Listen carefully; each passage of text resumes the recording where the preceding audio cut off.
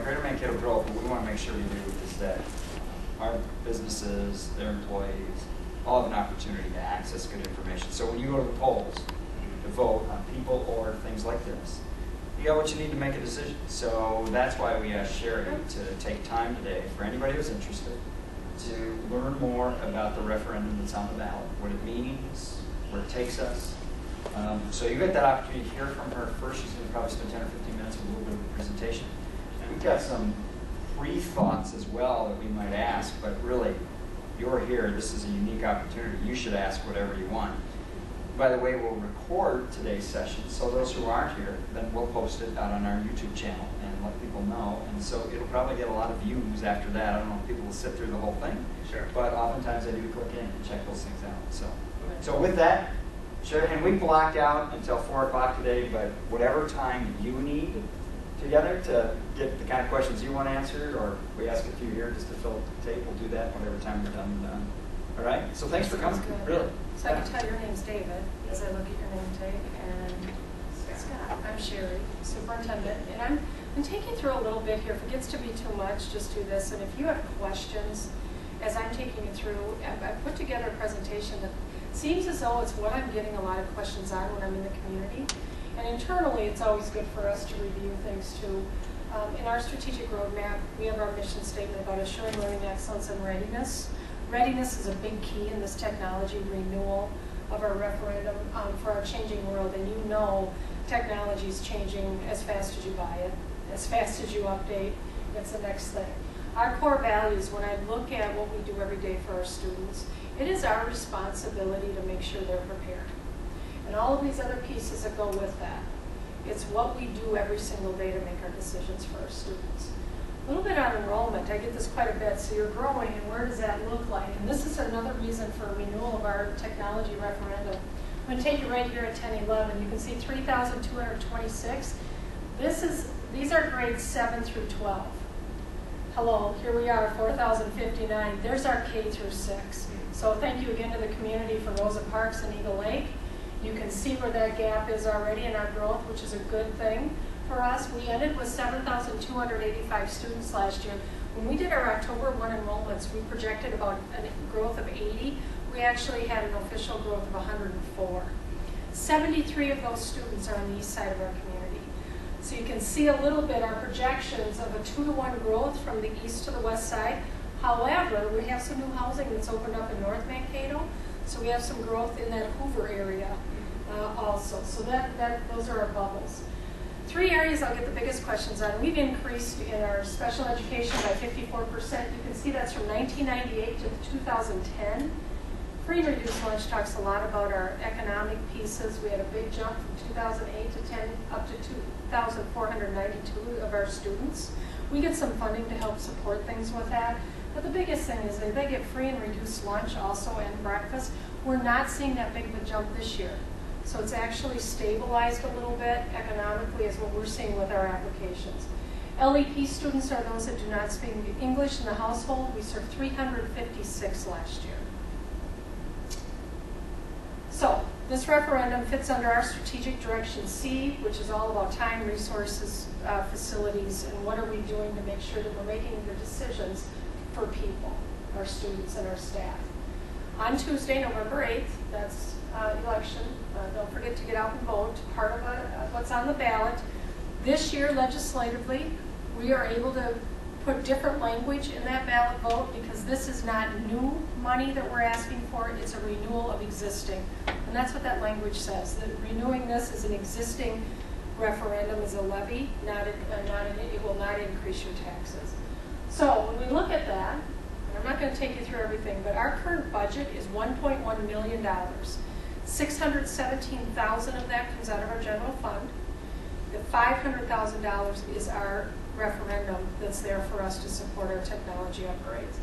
The biggest thing that we're seeing in a shift of some things that we need to do differently is our Department of Education, all of our testing is moved to online. Whether that's MCA 2s, 3s, or our grad requirements, it's all online, which makes sense when you look at technology moving forward, and we have the labs to do that, but now you can imagine we don't have space available to get into the labs. it's harder to schedule as we move. We've worked it out, but we've also done some things with some mobile technology.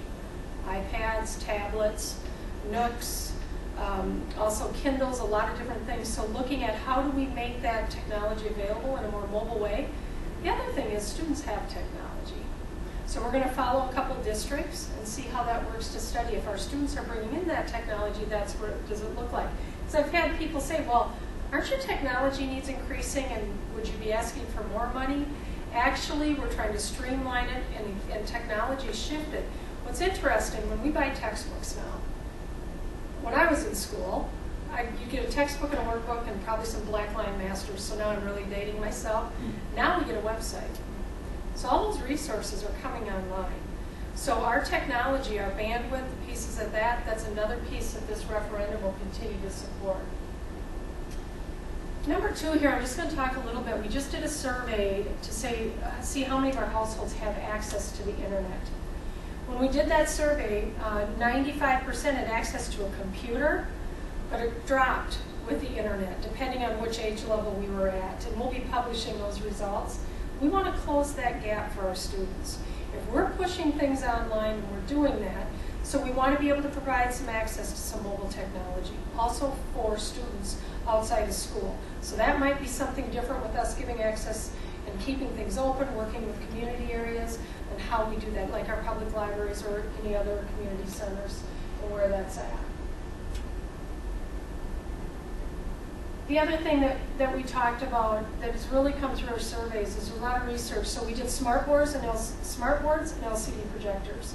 Our district looks completely different than when it did in 2005 when this was first passed. Our cycle of replacing our existing computers to update, that's a 4-year cycle, so that we update it. We're getting what we need so that it can cover and run the programs that are out there for us. We also have smartboards, LCD projectors, which have replaced the old overheads. We actually are running things off our computers.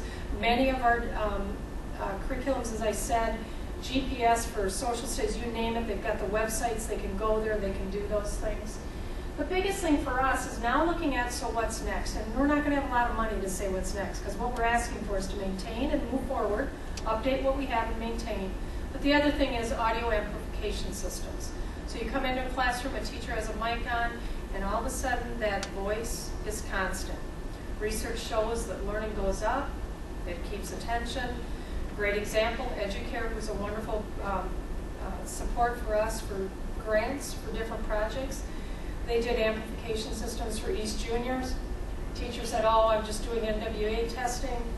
Junior high student raises his hand and said, could you put that mic back on? I can't hear you. And that was just after about 7 days of instruction. So you know that if I'm looking at you, you hear me one way, I turn and look over here, my voice is different. And now if you're back in this corner, it's even harder. Students have residual hearing loss at any given time for various reasons they may. And so we want to equal that playing field. So that would be the next technology piece that we look at, along with the mobile technology options. So who makes the decisions? If renewed, we now have in place a district committee and building committees that help determine the needs and they allocate the funding. We have representation from students, staff, community, all on that to look and review. Doug Johnson, our Director of Technology, is excellent about sending out surveys.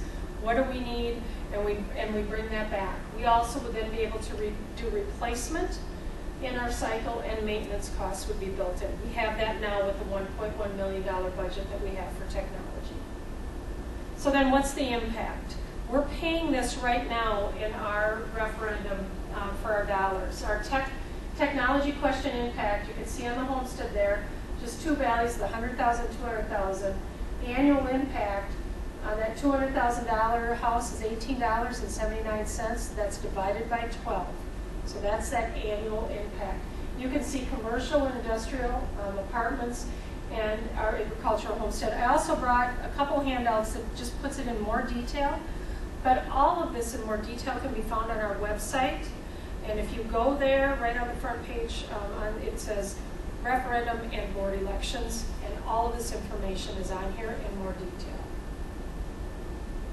whenever we do a referendum, there's always checks and balances for everything, and we have to put a review and comment to the Department of Education. They look at the economic impact, they look at the economic times, they look at what we're proposing it for, and the comment came back from our Commission of Education that the proposal is educationally and economically advisable. The fact that we're asking to maintain what we have, we're not asking for more, and being sensitive to our community threshold on where we are right now. Remember to vote on the 8th. We have board election also. We have 4 members up for election. We have 4, all 4 are running again, and we have 4 for our community that have joined our race. That is wonderful. There are communities that don't get enough people to run for board, and we're very fortunate we have a strong race. So that forum actually is coming up next Tuesday for board. Yep. Right, Jonathan? Yep, exactly. Tanner, how are you? Doing all right. What questions do you have? Anything at all? Or Jonathan, if you want to take me through a series of questions? Well, you touched on one. I mean, you talked about in 2005, before the technology was there. That was still a day when you'd see overhead projectors, transparency films, all those sorts of things. That's just all gone now. I won't say it's 100% gone, because there are some things that people use. I was in a couple classrooms where they had some specific things that it was on more of the overhead. They still were using their smart board, but they were projecting one piece to stay constant just for the students to look at. Okay. So, but yeah, it just doesn't look the same. The LCD projectors, as this one, I mean, constantly being utilized. Presentations, students using it. Sure, so it is different. I want to come back to the amplification, but that was a really practical way of describing something really noticeable that's different. In 2005, when technology referendum came into play and things happened in the classroom, what were 1 or 2 really noticeable things that have happened over the last handful of years? Kind of like you described the amplification going forward, but what in the last few years has been sort of, you walked in and you noticed that was a remarkable change because of technology? Could you elaborate on a couple of them? I would say, first of all, it's our curriculum. There are so many things in our curriculum that integrate technology and the use of different pieces of that technology all the time. Whether it's from our microscopes of technology, they are different, they're not the old. I mean, they're right there, the scientific microscopes, whether it's our laptops, whether it is, I mean, if you look at our computers alone, remember the big box. I mean, we've got the flat screen right there, so the hardware itself is different. But because we have the technology that we do, like the LCD projectors, the smart board, the interaction for the students are different. They are part of that, they're moving with it, they're part of those lessons differently, and it's a student leadership with the facilitation of a teacher through technology. And there's times you'll see the teacher still leading and directing, but it's the way the interaction and engagement is because of technology, the high interest, whatever that is that brings the students in, they're part of that. Smart boards, they're up there, they work that, they can see it. Our laptops, we have some portable carts, our laptop carts, so they come into the classrooms. Instead of the day when you always had to check out the lab at a certain amount of time and go in, now they have that technology right into the classroom, so it's part of what they're doing. Instead of students always pulling out, some type of work that they're doing right there, they're pulling up websites, they're utilizing that. Our extensions and interventions, we have programs that students work on because of the technology that we have and the access to that thanks to this referendum. That they're working at different levels. Versus constantly moving to the next thing and the teacher directing that, the students are also taking initiative and directing that. So it's in that engagement in a different way. So Sherry, you gave some data on where the student population is. In 2005, when the referendum first appeared, that was across the board. I mean, we didn't just do it at, say, grade 2 or grade 12. Right. So some of those students that have been exposed to the first run have had an opportunity to take those skills outside of their high school or public school education. Any examples, anecdotes, or things that you can cite specifically as to how the skills that they learned in the classroom have translated into their life following? I'm going to take it to a bigger picture because I would hate to say that it's just technology skills, because It is about comprehensive 21st century skills, and technology is part of that. Navigating that. You listen to our graduates, put it this way, students who are 18 years old right now never remember a time that we didn't have internet. They've come through that. They've had it. So it's not new to them the way they present that. What we can say that we've done is organizing that in a way where they utilize that for presentations. We have a very strong curriculum that goes all the way through. The students are getting our media specialists to do that, and internet safety and website safety. So overall, when we look at our graduation rate and what we're doing, those skills are part of what they're getting in their curriculum. It's not in isolation anymore. You know, it might have been, oh, we're going to go to the computer lab and work on this. Now it's very specific, starting in 2nd grade, all the way through with presentations, spreadsheet, Excel, you name that. And they're getting that within the curriculums of their classes versus in isolation. So when we look at our students when they graduate, the comprehensive skills that they have, it's purposeful in how they're getting that. They don't realize that, but that's those tech standards and what we do are embedded. That's another thing that's changed immensely since 2005. Because of the access that we have, the preparation for our students, the skills that they take out there, for example, it's nothing for our students, our post-secondary students. They go to, a great example is D2L. They're on that website, they're uploading their assignments, they're doing that. We're doing that internally within the district with some online opportunities through Moodle. And now we're training our teachers on that to do more hybrid experiences so that you're doing your teaching, you're doing your things in class, but students are having time and flexibility to work on that at different times. Well, there goes our gap of technology. So as we want to move it so they do exactly what you're saying, and when they graduate, the skills that they have, everybody's getting that opportunity. That's what we got to pay attention to. If we have, 10% of our students not having access to internet, but we're doing things where we're expecting them to upload assignments, work on the internet, do those things, and they don't have it, we've got to make sure that that's not inequity. That's another piece that's really important with these technology referendum dollars. So to pinpoint one thing that they say, you know what, because I learned PowerPoint, this has done this, it's more because they know how to Google find information, it's how to access it. I was in a 4th grade lesson, media specialist, going through about internet safety and how to find almost anything you need, but then is it a credible source? 4th grade.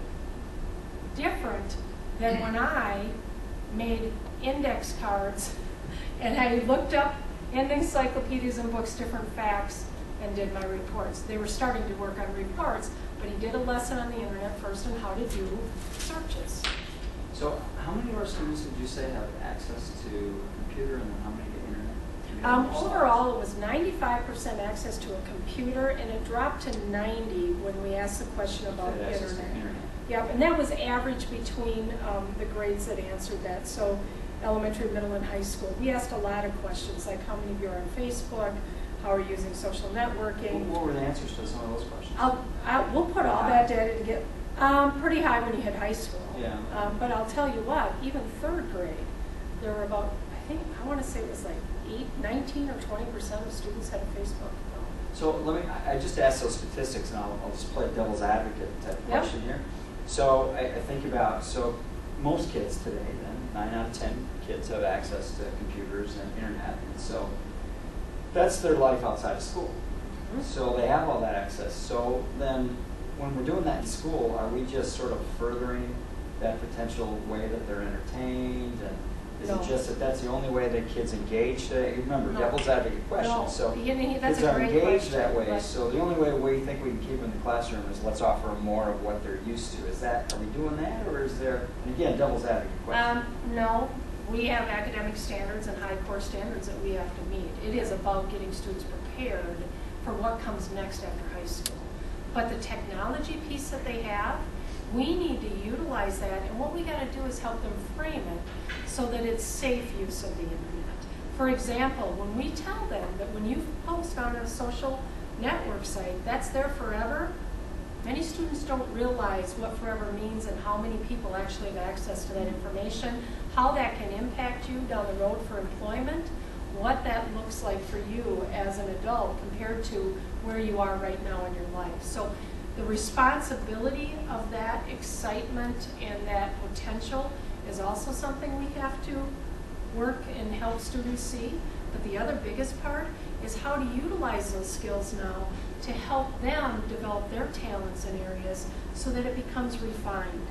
You know, and part of it is making sure that our staff has staff development, and that's part of this too, so that they are staying ahead of that to make sure that they're doing that. It's not, you know, you're going to do some things that are self-directed learners. We always have done that. But what we've got to do is utilize and say, okay, here's the assignment, and now give options and opportunities of how to use that technology to get that done. It's a tool to get where you need to go. And also making sure that we're covering everything we need to, so it's not just a few things that I'm great at. That my talent develops all the way across with the utilization and part of that of technology being that piece. So it's not more of the same. It could be. I mean, we do some of those things because not everybody has access to that, but if they do, then how do we differentiate that for them? And technology can help do that, but it doesn't replace the what. It might replace the how. Don't let me dominate the questions. I Steve, got okay? one quick question. Yeah, go ahead. Related to social networking. And is the district using those tools Yes. to reach out to students in Twitter and Facebook? We're on Twitter and Facebook as a district. We also do have access under controlled situations of pieces that go with that, and also with YouTube. Yep. Kind of on a different note, it relates to technologies that you're focusing on smart boards and projectors and things of those nature. Is video or remote learning opportunities, are those being leveraged today in the classroom, like distance learning with instructors or subject matter experts that might be somewhere else in the world, I guess? Is that being leveraged at all? You know what's interesting about that? The old style ITV sitting in the class, that piece, no. But looking at what do we do with some of the video pieces of Skype, any interaction with other technology, there are pockets, small amounts. It's not part of the expectation, though, of the whole district and the curriculum. Some things that we're doing more of with virtual field trips, Yeah. that's huge. Sure. The potential there is unlimited, really. Yeah.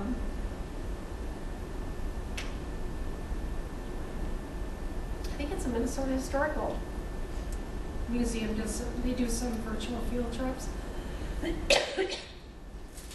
So some places are starting to realize that that's also an opportunity for them. So we want to look at that. Some of the teaching pieces, I mean, there are websites you can go on for lessons that people have utilized.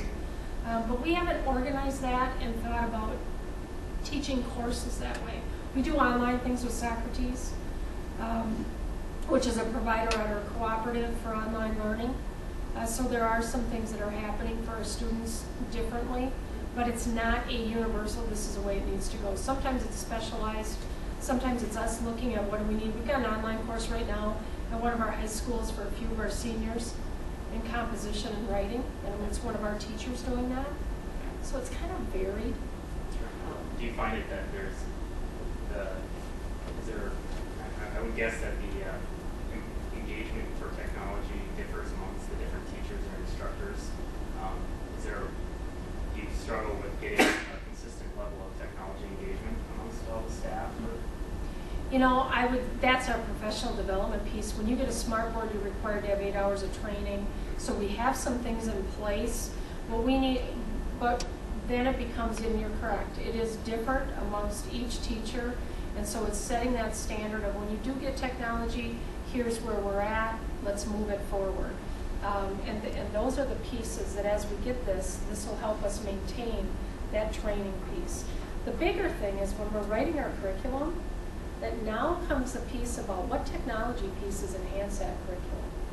What are we going to do? What can go with the lessons? What can students do? So that's another conversation that's changed just in the last 5 years. And then that's part of our curriculum piece too, and our expectations on that. And that is a challenge. I'm not going to pretend like it's not. Sure. I mean, the private sector, we have that issue all the time too with most speaking. Adoption is different amongst everyone, and we just need to think of myself, I'm modeling using Moodle with my district leadership team. So what is Moodle? Moodle is where it's an online, you can upload the assignments, you can put video on there, you can pretty much craft that as an online course as much as you want. You can do your chats on there, you can pose questions, people have to respond. It is totally interactive and it's all online. And so what I'm doing is everybody's registered for that Moodle class, they move forward. I say to them, you know what, listen to this audio piece, whatever it is, this video. We'll be discussing it at the next meeting, and I might pose a couple questions. And then that way, people are prepared when they come into the meeting. It moves it. We have question and answer versus having to do all that in the meeting. So you use this with your team? I'm doing this with the district leadership team, yeah. So is that a product that's unique to education, or do you guys use something like that? You know, or is it Plato, something like that? Plato, or maybe it's more in the business sector, or if you take a college course at MSU, it's called D2L, Desire to Learn. My wife's an instructor, so I've heard her talk about that. Yeah, and you post on there your assignments. You can put websites there. You can move back and forth. But I think about it in the private sector when we bring our staffs or our teams together, and the kind of time that's used up when you get everybody together and everybody read this, or let's talk about this, get everybody. It's a So great now let's tool. have a conversation. And back to my earlier devil's advocate question, the way people engage and gather information today is in fact by utilizing technology, watching something, a video, or reading something online. So if I know that I can bring my team to a conversation faster by saying, read this article, here's a link, before you come and be prepared for these questions. So is that a tool that I could access, that anybody could access? Is it downloadable? Is it? Yes, it's free. Interesting. Moodle. Google Moodle. How's that? Say that 3 times. It's very interesting. It's very interesting. Yeah. It is, and it's kind of it's pre-teaching. You know, I don't care what you look at. If it's getting ready for some business meeting, your marketing piece, wherever it is, it's hey, review this. It's no different than when you send out the hard copies and say review this for the upcoming meeting. Now you have it online. It's interesting though, because people that are younger than I am, boy, they're putting up graphics. They have this, and me, I'm like putting it in exactly what it is, and I love it. But it's where people are at different levels, and that's where students are. So with this technology, with the renewal, we'll be able to continue to move forward with what we've been doing, and we want to maintain where we're at and not go backwards. You know, it's hard when you have these standards, you have the expectations, and all of a sudden now, if you lose pieces that maintain and move you, you know, it's just like anything. I mean, we'll be fiscally responsible and figure that out, but you know, you start to go backwards after a while. So Sherry, talk a little bit about that from a financial standpoint. You said roughly 1.1 million, 500, 600. 600 is already in the budget. $617,000 is in our general fund, so that's there. And how did that get there? How did that end up there in the first place? Part of it is a designation. I'll be honest. When you look at our budget, you know, we're about 78% goes to staff. Right. So So it's the staff that really maintain and are able to do what we need to, along with some of the hardware pieces. Okay, a lot of our internet pieces with bandwidth, safety, the hardware pieces. The $500,000 brings in the other pieces like the LCD projectors, the smart boards, moving it forward into more of that innovative piece. The sound amplification systems would be our next thing, because that gives us a little more of those innovative dollars to be able to move and do some of those. So I hear you. Staff development for our staff. So I hear you saying that in terms of delivery to people, all that's what's covered really in that 600. The 500 gives you the ability to now go out and acquire additional resources you need that keep us moving ahead. Going, yes. That let you the question lets you make sure people are up to speed and utilizing it to its full That potential. training that It's needs got to go its with cover. that technology piece. Okay. And that 600, was that 600 there in 2005, or has that worked its way into the district's budget over the years? Was that? It's worked its way in. There were pieces of it. We haven't had much increase. We haven't had an increase in that capital dollars, which that's what this is since 2003. Okay.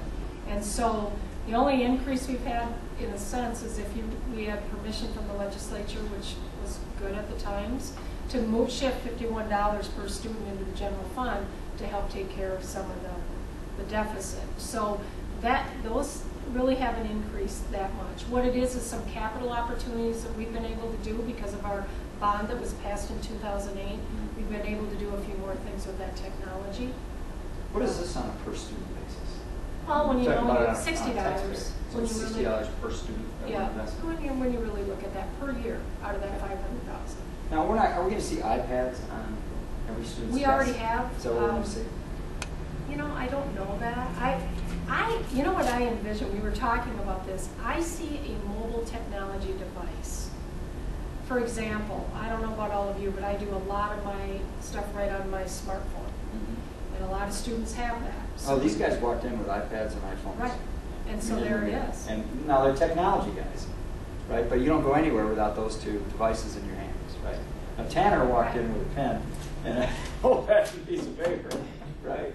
But I interrupted. Go ahead. You do most of your work. But I mean, this is a great example, though. That's what you see in our classrooms. So to engage that and say, you know what, you have your smartphone, you have your own iPad, how do we utilize that? But we already have pockets of pilots going on with iPad to see how that can work for us. So are students buying their own, No. or are we buying them? Actually, a couple were Educare grants Okay. that they did.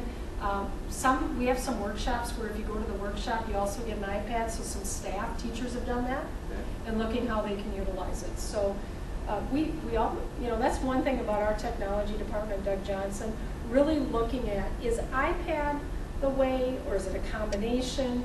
But the biggest thing we hear is the mobile part of technology, not sitting in a lab, although we've got uses for that, because there's things that we need to do. For example, our online testing, we can't do that on an iPad or a mobile laptop. It has to be, because we need it hardwired because of the bandwidth and everything, that it's unbelievable. So, yes, we could go to something like this if it's something we do a combination of. For us to do a laptop one-on-one, I don't see us doing that. We may do some mobile technology one-on-one where people are able to bring in what they have, utilize it. I mean, you should see the number of students that carry Kindles and Nooks. I mean, they got the book, they have things right there. Now, our school textbook companies haven't jumped to that online as fast. But we're starting to see some. We just purchased our science curriculum, and it's all web-based. We're on Google as a district, which has really moved us, and which has actually moved us away from some of those servers and the hardware maintenance upkeep so that we can put it into the instructional technology. But the costs that are starting to go up are our site license. So it comes and goes, those dollars. So if it's not in that hardware server maintenance, now it's moving into our licenses. And that's what we get with iPad a little bit, one user, one person. Or when you think of a school, they're looking at multiple people being able to use an iPad. Apple is. So how do you make sure you don't cross that line? I mean that I'm taking a test and I've got the world at my fingertips. I got an iPad sitting there. How do teachers make sure that? And that's a great example of why we have to do our online testing from the state, where we do it in the lab and we log in, and the security procedures that go with that, because it is around that. The other piece is when students are using that technology, you still will see teachers that when that summative piece comes for testing, technology goes away, moving around the room. I mean, you talk about some of those things that don't change, you still have to provide that secure environment. Now, you're not going to probably send a test that everything is there, that you're doing it at home, as much as maybe the study guide and pieces like that you can do using the internet. Well, we wouldn't really care if we're a teacher standing in the classroom, that if I'm talking about a subject and the student's Googling something and looking it up, and says, well, now, Mr. Teacher, you're talking about this related to this element in history, this point in history. I'm reading this on Wikipedia. And we have some staff that and then all of a sudden, you get an interesting, rich exchange where the student is bringing in outside information that now, it's probably an okay thing. Right? Talk about engagement and facilitation. That's exactly it. Another piece on assessment. We've never had that. At least when I would have never been able to do that, right? I'm sitting in the room just getting it downloaded to me, but now I could actually Let's look at ways that we can engage it different. And that's how we want to evolve. takes time. We need to, you know, you're right, there's that line and boundary. You talked about the assessment. Classrooms that use the response systems, they'll have right up here, put on the LCD projector, here's a question, bam, put in your response, they can see where students at.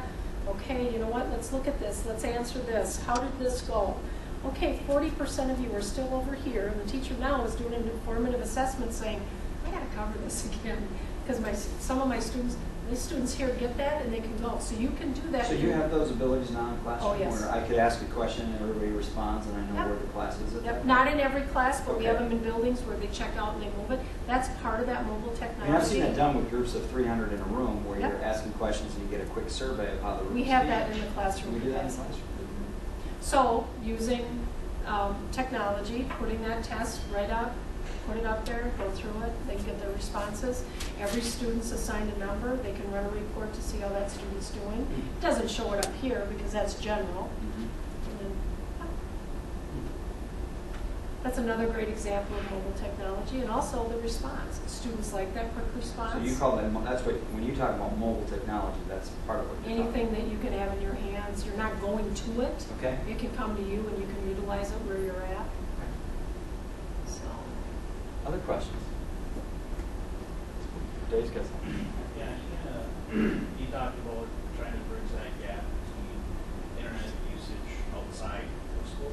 What are some of your plans for doing that? you know, and we've done some of that already. Our labs and our access to our technology are open before school and also after. Biggest thing is, well, what about students that have commitments after school or they don't have transportation? You know, working more within our community to say, are there locations in different parts of our community where we could help support that some way?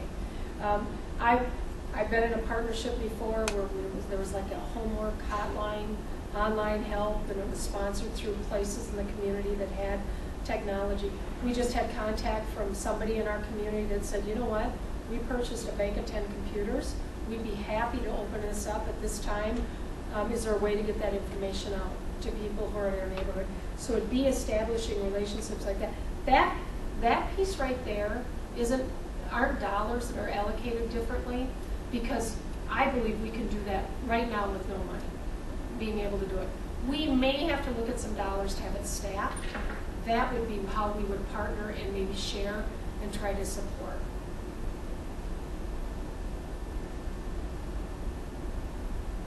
And you know, we already have some devices that are available for checkout.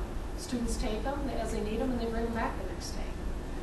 It's more on the word processing side though, where they'll save things on the desktop, be able to finish and do it, and then bring it back. It's not on the internet piece right now. So maybe that would be another piece of, is there a way to secure that network, which we know there is, so that they could check that out with that internet and use it. You guys are, go ahead. You know, the kind of theme that I think I get your view is kind of maintain. Would you classify this money as just basically just purely for maintaining, or kind of bringing us to that next level, kind of making us maybe a little ahead of the curve when it comes to public school? We are ahead of the curve because of the dollars that we have, and we want to continue it.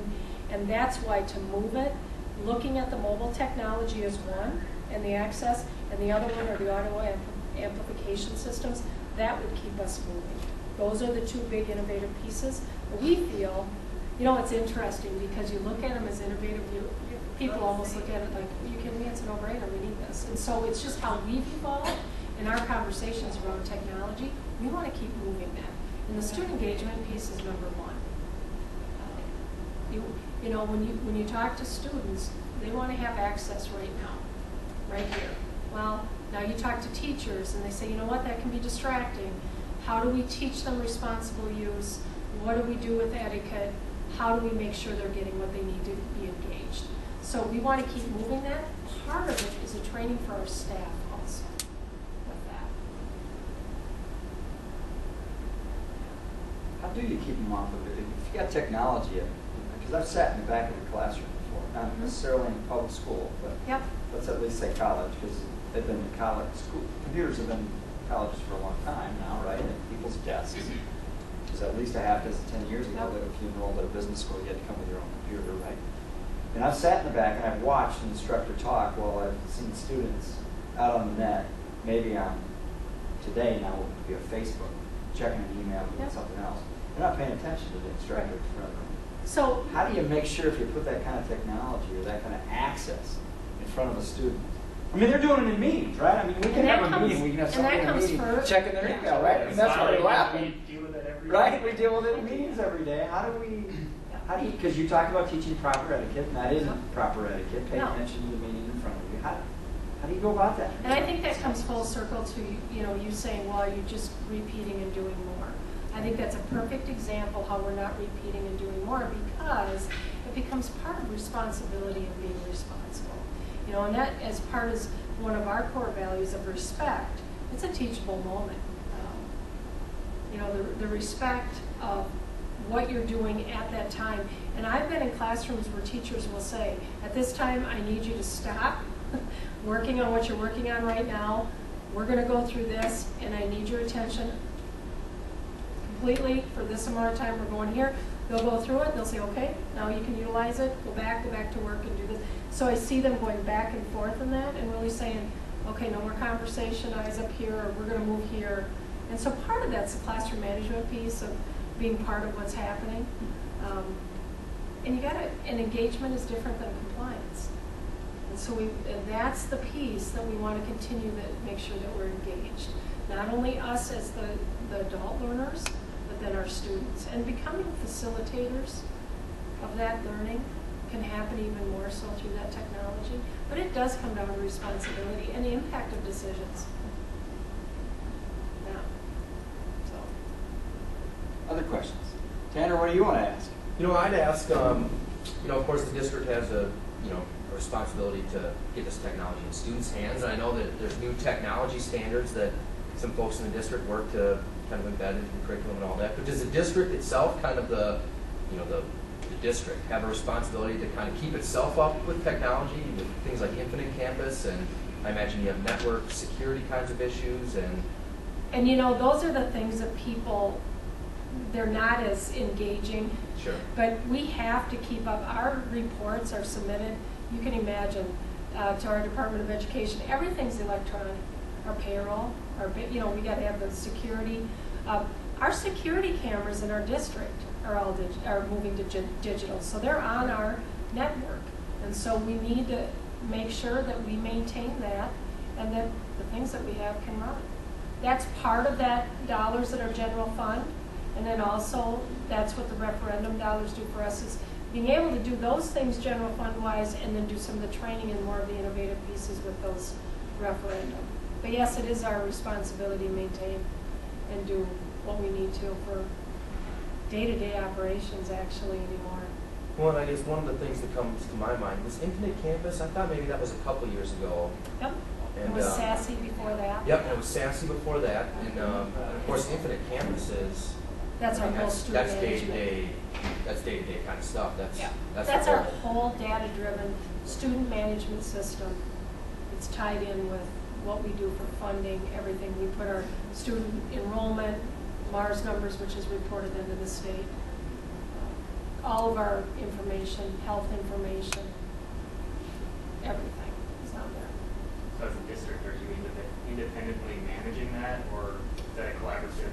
Collaborative, yes. Yeah. We find we lead a lot of those discussions with some of our tech people as we're getting into certain things. I mean, it's a collaborative, and the thing that they love is, they're really learning from each other, but it is part of the collaborative. It's not hosted just by us. What else?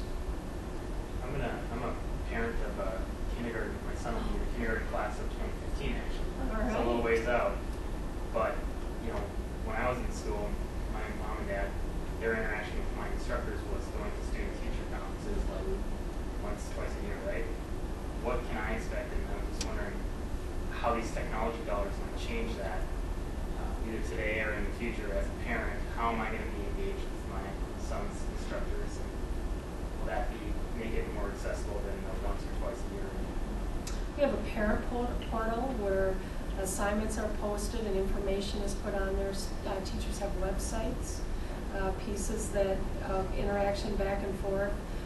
We have Shout Point, which is a communication already that we have that sends out text messages and communications to parents, whatever the reminder is, or if there's also a crisis.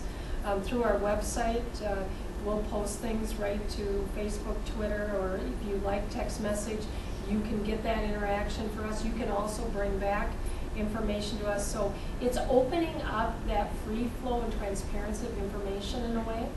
And you know, when I think about what are we going to be like, in the perfect world of everything, I hope that that is as easy to access if you can't be there face to face as if you are. And so that back and forth, that give and take with that. Do instructors spend, they find themselves spending a significant amount of time interacting with parents because it's maybe a little more open and free flowing, or? You mean through whether it's email or Yeah. they will say yes. I mean, the access to that teacher and getting information to them is much easier, and giving it back and making sure it gets back. Yes, it is. That can also, though, take time differently and take away from some other things. So part of it is the management of that to make sure that there's a balance there. So it's not taking away from that time that they have with their students, or if you do need that individual conference, that opportunity is also still there. I don't know. What do you think he'll take to, he or she, I'm sorry. What do you think he'll take to kindergarten? If you have that, what do you think he's going to do? See, that's what I think Yeah. about. I think of our students, when they're so used to their world being, some of them, and then how do we give others experience so they have that, so as they're prepared to move, and they come in already, they just are so comfortable with that technology. How do we shape that and frame it so it becomes part of their talents in a way that supports them, but also can open opportunities? We talk a lot about that with our senior high kids with their broadcasting classes and what they're doing with televising and all of it digital and those pieces. It's amazing. It's a lot different that way. Other questions? Thank Tanner, you. what didn't we answer for what you're going to want to write about? What else do you want to know about? Boy, I mean, I wish I had digital notes that I could just search and find on. I think, Well, we got a digital recording if that helps. I think he covered just about everything. So let me ask you sort of a closing question for you, Sherry. I'm a business owner. I'm a property taxpayer, individual property taxpayer. Everybody in the room is. So, and you're asking me to continue paying what I'm paying to keep this going. What am I getting in return? What I'm making this investment. You want me to pay this. So what do I see on the other side? What am I going to see in a different employee of the future? What am I going to see in my citizens of the future? What am I going to get? Investment in that future is critical, and we have that from our community. We want to continue to show you that return on investment are students that come out with opportunities, options, and they are contributing right from the time that they are getting their first jobs. The skills that they have, the 21st century skills, the collaboration, the technology skills, along with choice.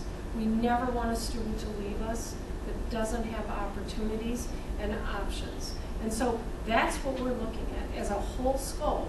When we talk about engaging our learners and ensuring excellence, that's exactly what we want to do. So every student that graduates from Mankato Area Public Schools gives back to that community, is a contributing citizen, and is employable. And they can go on and they can have many options for post-secondary and career and college ready. That's where we're at. And that's where we're moving, and that's what we want to continue to do. Engaged learner. Engaged Their learner is entire life. number one. And, How to be collaborative. and you know, people say that cliche of that lifelong learner. When you look at those 21st century skills, and it was interesting meeting with business partners as we did around our class to career, we heard the words of collaboration, teamwork, problem solver, engaged, passion. You know, passion that's focused on where they want to move. Being able to be given a project and being able to get a product from that because they have the skills to be able to work through that. Well, that talks about conflict resolution, that talks about problem solving. That's all part of what we're doing comprehensively, and our staff and their training to look at every one of those skills to say yes. You know what? That's why we are doing this, and that's why they're ready.